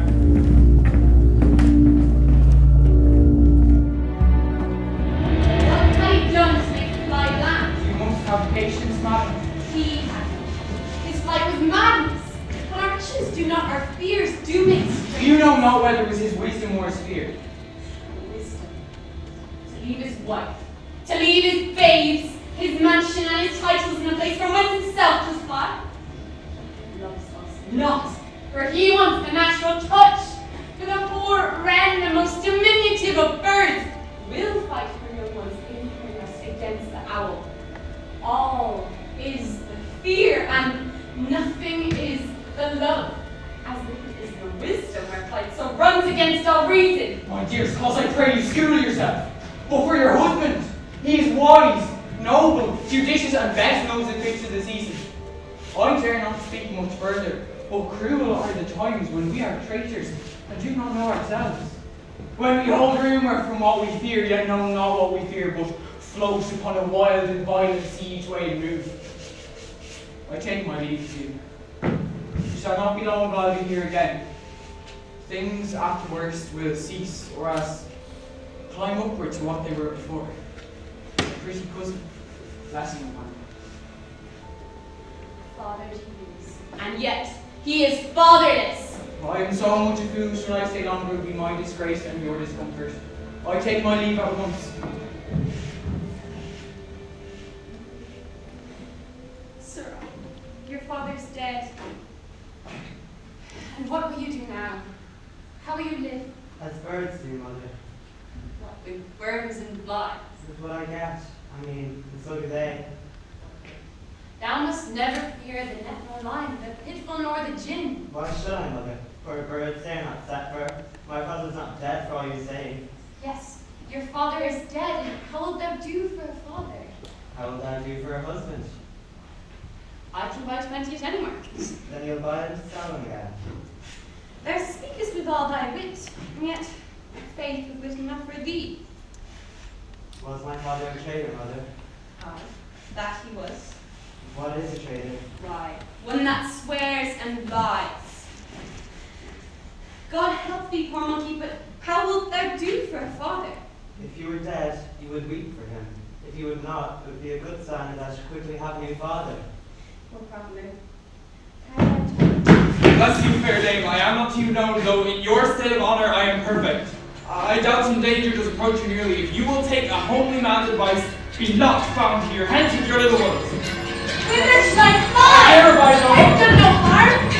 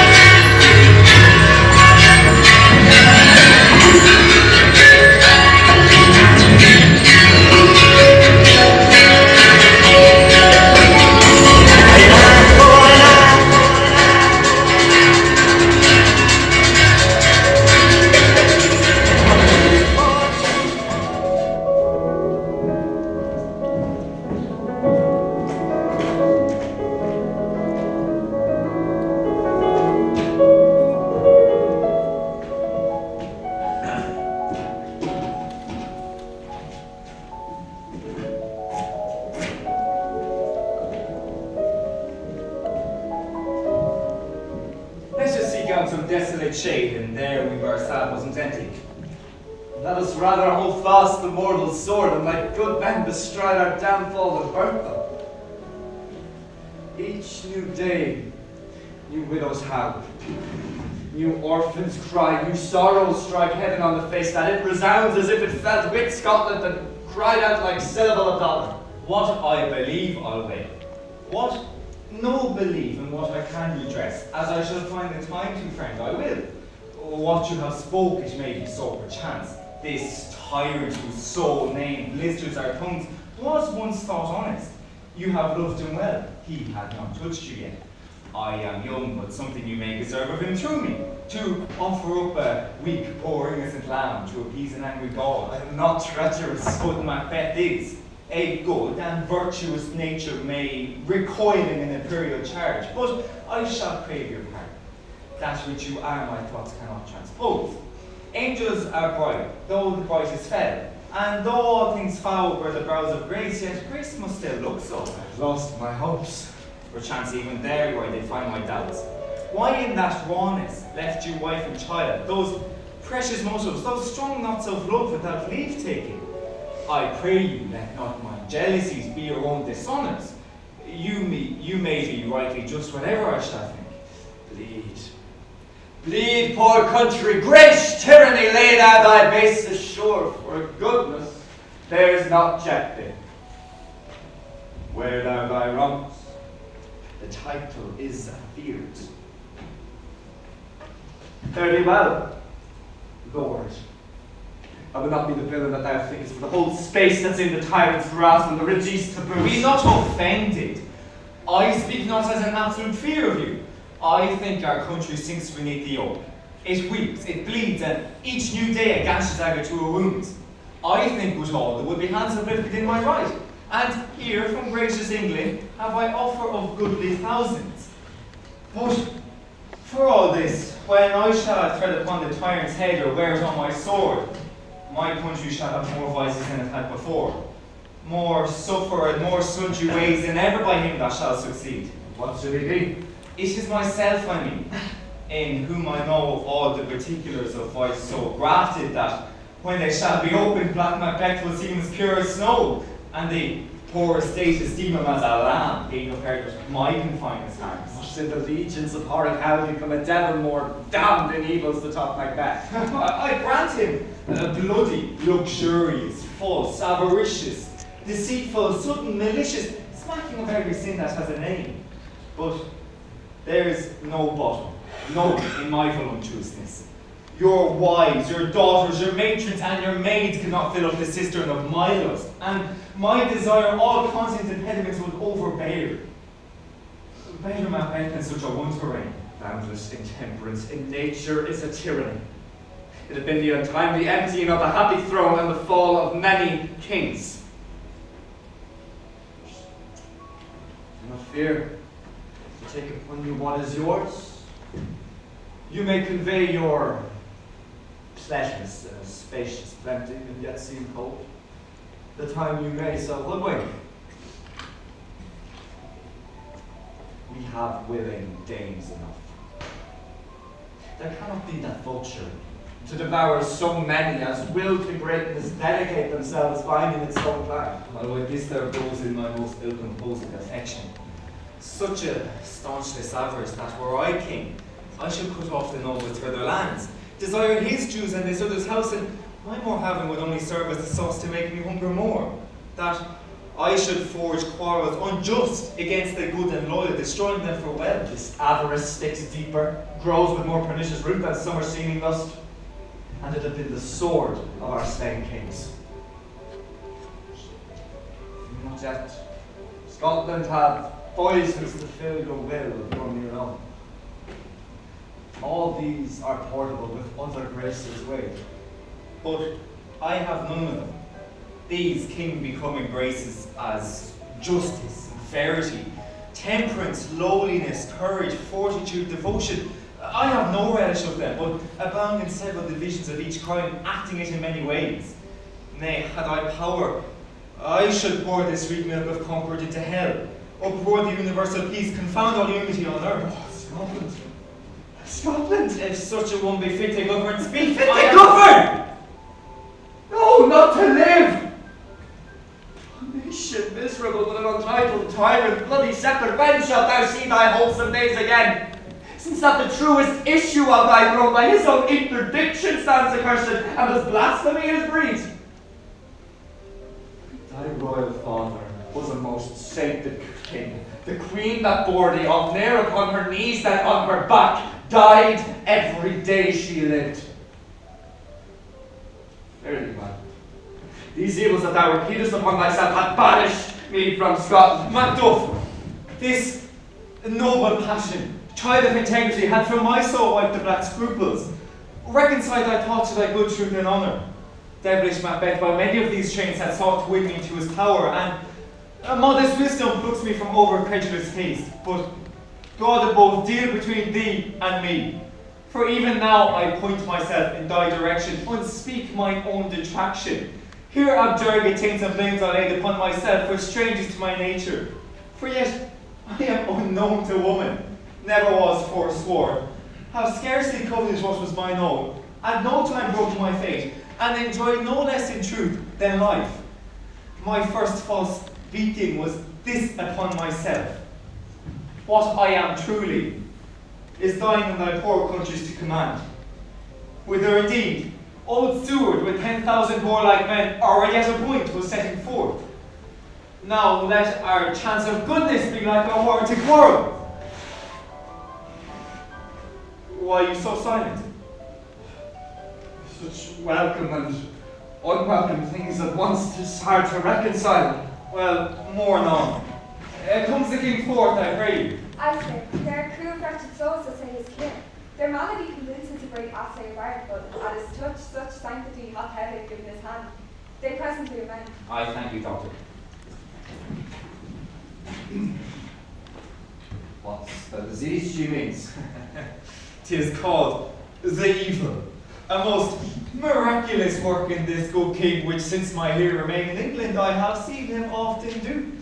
How he solicits heaven himself best knows, but strangely visited people, all sworn and ulcerous, pitiful to the eye, the mere despair of surgery he cures, hanging a golden stamp about their necks, put on with holy prayers, and 'tis said to the succeeding royalty that he possesses the healing benediction, and with this power one can only say, What's he that goes there? He is my countryman, but yet I know him not. Ever gentle cousin. Welcome, Miller. I know him now. Good God, but times were the means that make us strangers. Sir, amen. Stand Scotland, where is it? Alas, poor country, almost afraid to know itself. We cannot be called our mother, but our grave, where nothing, who knows nothing, is one seen to smile, where sighs and groans and shrieks that rend the air are made, not marked, where violent sorrow seems a modern ecstasy. The dead man's knell is there scarce asked for who, and good men's lives expire before the flowers in their caps dying or ere they sicken. Relation too nice and yet too true. What's the newest grief? Each day seems a new one. How does my wife? Why, well, And all my children? Well, too. The tyrant has not battered at their peace. no! They were well at peace when I did Be leave. not a niggard in your speech. How goes it? When I came hither to transport the tidings, which I have heavily borne, there ran a rumour of many worthy fellows that were out, which was to my belief witness the rather for that I saw the tyrant's power afoot. Now is the time of help. Your eye in Scotland could create soldiers, make our women fight to doff their dire distresses. Indeed, their comfort. We're coming thither. Gracious England had lent us Seward and 10,000 men, and no one a better soldier none than Christendom gives out. Would I could answer this comfort with the like? Would I have words that would be howled out in desert air where hearing should not latch them? What concern them? The general cause, or is it a fee grief due to some single breast? No mind that's honest, but in it shares some woe, though the main part pertains to you alone. If it be mine, keep it not for me. But quickly, let me have it! Let not your ears despise my tongue forever, which shall possess them with the heaviest sound ever yet they heard. And guess at it. Castle is surprised. your wife and babes savagely slaughtered. To relate the manner wrong the quarry of these murders due to add the death of you. Merciful heaven, ne'er pull your hat upon your brows, give sorrow words. This silent grief that does not speak whispers over fraught heart and bids it break. My children too. Wife, children, servants, all that could be found. I must be from thence. My wife killed too. I have said. Let's make this medicine of this great revenge to cure our daily grief. He has no children. All my pretty ones. Did you say all?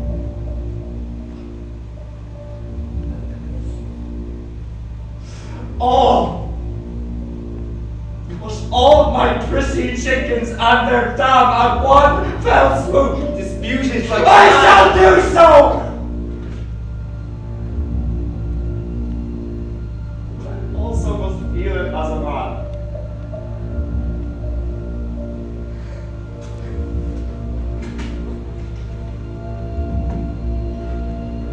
I cannot remember such things were that were more precious to me. Did heaven look on and would not take their part? Sinful Macbeth, they were struck for thee. Not that I am, not for their own demerits, but for my own fell slaughter.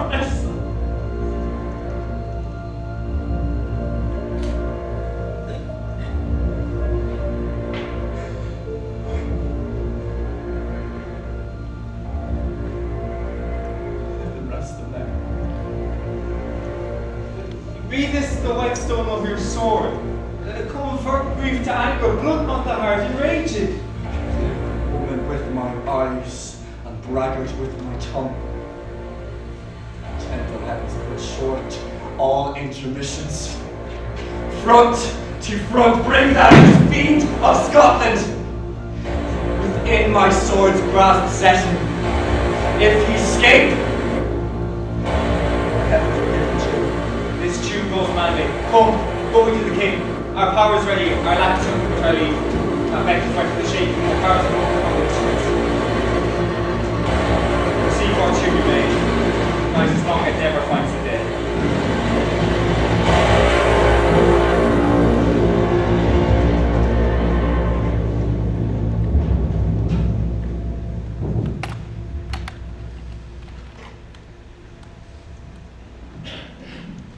I have 2 nights watched with you, but can perceive no truth in your report. When was it she last walked? Since His Majesty went into the field, I have seen her rising her bed. Sure, and I found upon her a locker closet, save for paper, folder, writes upon her, read it afterwards, units, and again return to bed. Yet all this were the most fast sleep. Pray perturbation in nature, to receive at once the benefits of sleep and do the effects of watching. In this slumbery agitation, aside from her walking and other actual performances, what at any time have you heard her say? And that search over or after. You made to me, and 'tis most meet you should. Well, neither to you nor anyone. Have no witness to confirm my speech. Here she shines. This is her very eyes and upon my light. Fast asleep. How came she by that light? Don't sit by her. She is like her continually. 'Tis her command. You see, her eyes are open. Aye, but their senses shut. What is it she does now? Look how she rubs her hands. Why, it is an accustomed action with her. I seem to squash in her hands. I can only continue this for a quarter of an hour. Yet! Here's a spot! Hark, she speaks. I will set down my hunch for her to satisfy my remembrance the more strongly. Out! Down, spot! Out, I say! 1, 2. Why then, 'tis time to do it. By my lord, by a soldier and fear! What need we fear who knows it when none can call our power to account? Yet, who would have thought the old man to have had so much blood in him? You mark that? Say the Fife had a wife. Where is she now?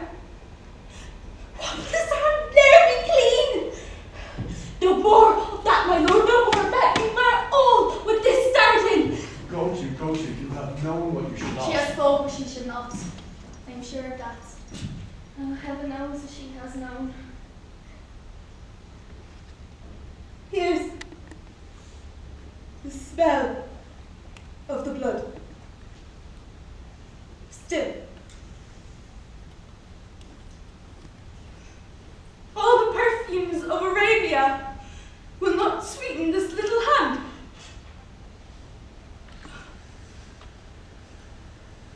Oh. Oh.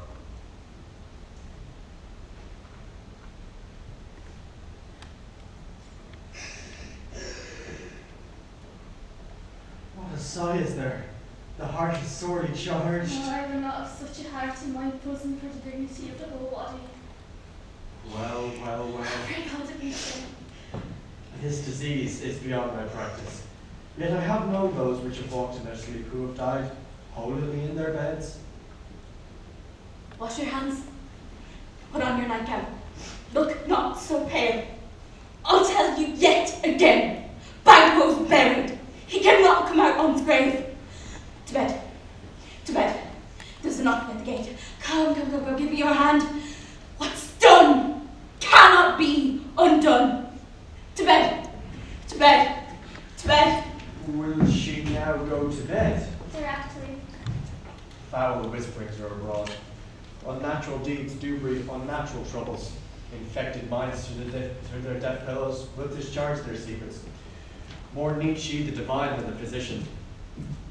God forgive us all. Look after her. Remove from her the means of all annoyance, and yet keep eyes upon her. So good night. My mind she is mated, and amazed my sight. I think, but dare not speak. Oh, good night, good doctor.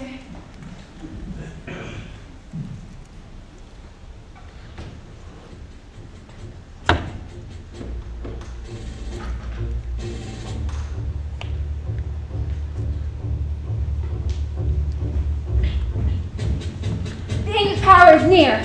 We are my Malcolm, John Sword, and the good Macbeth.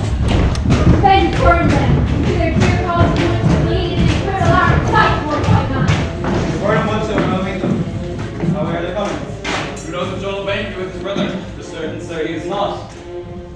I have a rank upon all the gentry. There is Seward's son, and many unrough youths who even now protest their first of manhood. How is the tyrant? Redut's men he strongly fortifies. Some say he's mad, others that lesser hate him do call it valiant fury. But for certain, he cannot buckle his distempered cause within the belt of rule! Now as he feels secret murder sticking on his hands. Now may the revolt of greatest fate preach. Those he command move only in command, nothing in love. Now as he feels shall hang loose about him, like a giant's goal from the ferocious seas. Who then shall blame his pest consensus to recoil and start, and all that even does condemn itself for being? Well, march we on, to give obedience where it is truly owed. Meet we the medicine of the sickly wheel, and with him pour we in our country's purge, each drop of us so much as it needs to dew the sodden flower and drown the weeds. Make we our march towards Burnham Wood!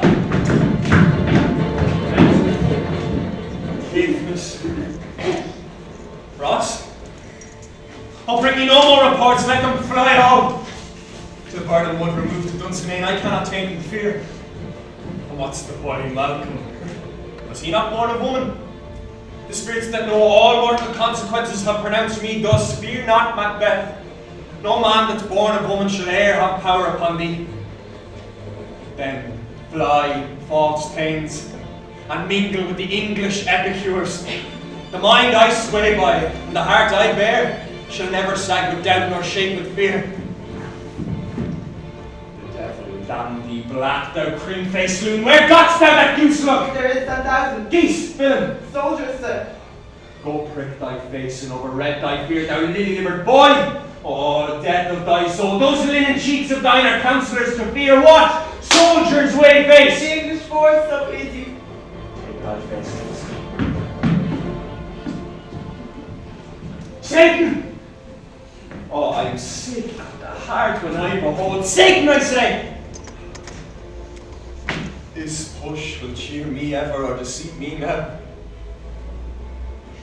I have lived long enough.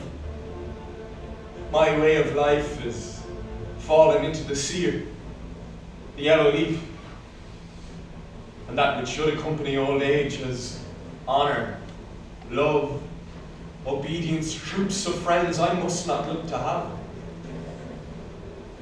But in their stead, curses, not loud but deep, mouth honour, breath, which the poor heart would fain deny and dare not.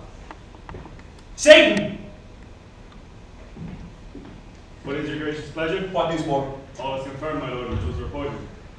Thou fight, to from my bones my flesh be hacked, give me my armour. 'Tis not needed yet. No, I put it on. Send out more horses, scour the country round, hang those that talk of fear, and give me my armour. How much your patient, doctor? Not so sick, my lord, as she is troubled with thick-coming fancies that keep her from her rest. But cure her of that. Canst thou not minister to a mind disease? Pluck from the memory a rooted sorrow? Raise the hidden troubles from the brain, and with some sweet, oblivious antidote cleanse the bosom of that perilous stuff which weighs upon the heart? Therein the patient must minister to himself. Throw physic to the dogs, I'm none of it, come! Put my armour on. Give me my staff. Satan, send it. Doctor, the pains fly from me. Come, sir, dispatch. If thou couldst, doctor, cast the water of my land, find her disease, and purge it to a sound and pristine health, I would applaud thee to the very echo that should applaud again. Come, sir. Oh, what? Rhubarb, senna, or what purgative drug would scour these English hands? Hear'st thou of them? Aye, sir. Your royal preparation makes us hear something. Bring it after me. I will not be afraid of death and bane till Burnham would come to Dunsinane. Were I from Dunsinane, a wicked clear prophet again should hardly draw me here. Cousins, I hope today will be near to hand that chambers will be safe. We doubt not. What would assist before us? Who would burn them? Let every soldier hew him down the bough and bear it before him. Thereby shall we with the numbers of our hosts and make discovery ere and report of us. It shall be done. We there know it, but the confident tyrant keeps still in Dunsinane and willing to accept it down before. This is main hope, for where there is advantage to be given, both more or less have given them the revolt, and none serve with him but constrain the things Let his heart our answers just censures attend the true event and put we on industrious soldiership. The time approaches that will with due decision make us know what we shall say we have and what we owe. Thoughts speculative our unsure hopes relate, but certain issue strokes must arbitrate, towards which advance the war! Hang out the banners on the outward walls! The cry is still they come. Our castle's strength will laugh a siege to scorn. Here, let them lie to the famine and the ague eat them up. Were they not forced with those that should be ours, we would have met them dereful, beard to beard, and beat them backward home. What was that noise? The cry of women, my good lord. I almost forgotten the taste of fears. The times have been my senses would have cooled to hear a night tree, and my fell of hair without a dismal tree to rouse and stir as life for him. I've supped full with heart. Direness familiar to my slaughterous thoughts cannot once start me. Wherefore was I cried? The queen, my lord, is dead.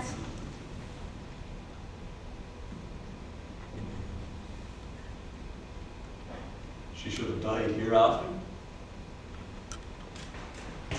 There would have been a time for such a word. Tomorrow and tomorrow and tomorrow creeps in this heady pace from day to the last syllable of recorded time. And all our yesteryears of lighted fools the way to dusty death. Out, brief candle. Life is but a walking shadow, a poor player who struts and frets his hour upon the stage and then is heard no more.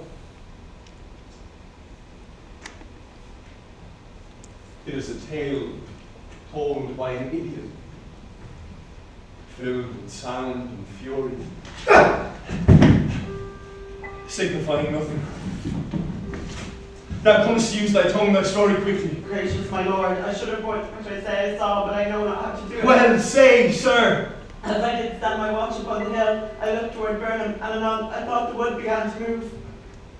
Liar and slave. Let me enjoy your wrath, if it be not so, but with the history mile I say I saw a moving grove. If thou speaks false, upon the next tree shalt thou hang alive till famine cling thee. But if thy speech be sooth, I care not if thou dost for me as much. I pull in resolution, and begin to doubt the equivocation of the fiend that lies like truth. Fear not, Macbeth, till Burnham would come to Dunsinane, and now a would come to Dunsinane. Arm! Arm, lad! If this which ye about just does appear, there's no flying hence nor tarrying here. I begin to be aweary of the sun, and wish the estate of the world were now undone. Ring the alarm bell! Blow wind, cold rag! At least we'll die with harness on our back. Now near enough, your leafy screens throw down and show like those you are. You, worthy aunt, shall with my cousin, your right noble daughter, lead our first battle. Macduff and we shall take upon what else remains to do, according to our order. Fare you well. Do we but find the tyrant's power tonight? Let us be beaten if we cannot fight. Make all arch trumpets speak. Give them all breath. Those clamorous harbingers of blood and death. I made a mistake. I cannot fly, but bare like I must fight the course. What's he that was not born a woman? Such a one I am to fear, or none. What is thy name? Oh, don't be afraid to hear it. No, thou call thyself a other name than any is in hell. My name is Macbeth. Devil himself countenance a title more hateful to mine ear. No more fearful. That way the noises! Tyrant, show thy face! If thou be slain and with no stroke of mine, my wife and children's ghosts will haunt me still. I cannot strike at wretched parents whose arms are high and the bear their state either now, Macbeth, or else my sword with an unbattered edge I sheathe again undeeded. Ere thou shouldst be by this great plan of one of the greater notes she's rooted. Let me find him fortune. And more, I beg not. This way, my lord. The castle should be rendered. The tired people on both sides do fight. The noble face do bravely enforce. The day almost itself prevents yours, and little is to do. We have measured foes that strike beside us. This way, the castle.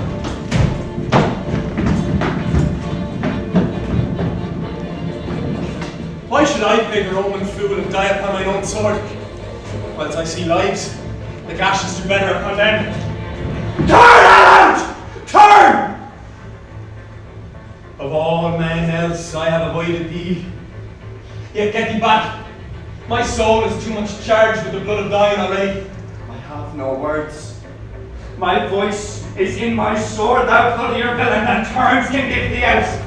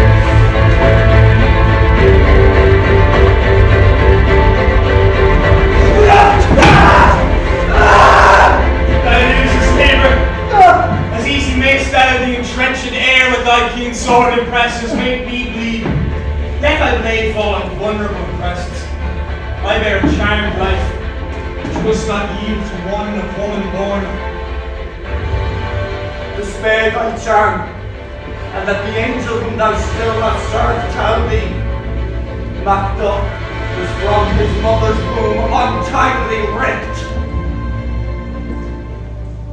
Cursed be the tongue that tells me so. For in it cloud my better part of man. And be these juggling fiends no more believe that palter with us in a double sense, that keep the word of promise to our ear and break it to our hope. I'll not fight with thee, And yield, thee coward, and live to be the show and gaze of the time. We'll have thee, and like our rarer monsters are painted upon a pole, and under wrist here may you see the tyrant. I will not yield to kiss the ground before young Malcolm's feet, and to be baited with the rabble's curse, though Burnham would come to Dunsinane, and thou opposed, being of no woman born, yet I will try the last. I will not yield. Before my body, I throw my warlike shield. Lay on Macbeth, and damned be him that first cries hold enough.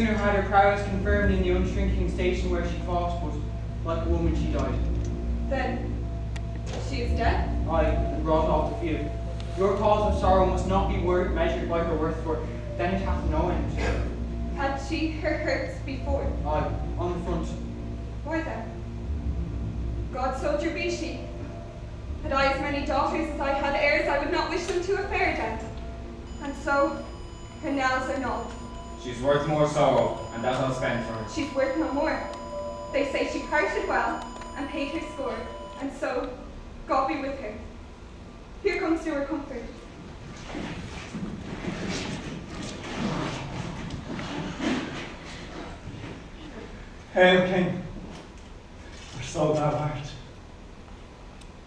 Behold, where stands the usurper's cursed head. The time is free! I see thee encompassed with thy kingdom's pearls that speak my salutations in thy mind, whose voices I desire aloud with mine. Hail, King of Scotland. Hail, King of Scotland! We shall not spend a large expense of time before we reckon with your several loves and make us even with you. My thanes and kinsmen, henceforth be earls, the first that ever Scotland in such an honour named. What's more to do, as we'll be newly planted with the time, as calling home our friends exiled abroad, who fled the watchful snares of tyranny, producing forth the cruel ministers of this dead butcher and his fiend-like queen, who as is taught by self and violent hands took off her life. What else that calls upon us, by the graces of grace, we shall perform in time, measure, and place. So thanks to all, and to each one, we invite to see us crowned at Scone.